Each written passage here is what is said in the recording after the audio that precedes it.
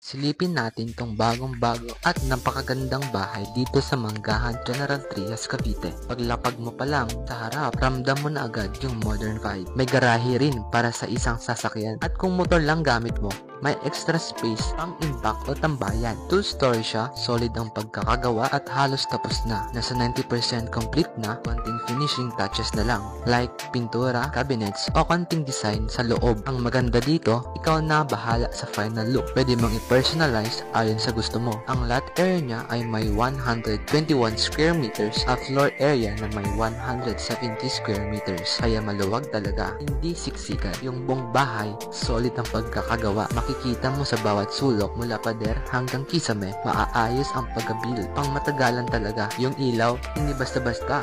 Imported pa galing Dubai, kaya may classy touch, agad ang ambience. Kahit hindi mo pa ayusin lahat. May 4 na kwarto, malalaki, spacious, at bawat isa may sapat na space para sa kama, cabinet, at working area. Kung may kids ka, sakto. Kung may bisita, may tutuluyan. Kung solo ka, pwede pa yung home office o gaming room. 3 full bathrooms ang meron. Kompleto sa features at modern ang dating. Hindi mo na kailangan baguhin. Ayos na agad. Pagpasok mo, bubungad agad yung maaliwalas na living area. Ang laki ng space. Ang ganda ng pagpasok ng natural light. Pares ka sa mata at hindi mainit sa pakiramdam. Sa dining area, may enough space para sa malaking lamesa. Perfect sa mga kainan, kwentuhan o family gatherings. Katabi lang nito ang kusina. Functional, simple at ready para sa sariling ayos mo. Pwede mong dagdagan ng island, shelf o kung anong layout ang bagay sa iyo. At syempre, hindi lang bahay ang maganda, pati ang location.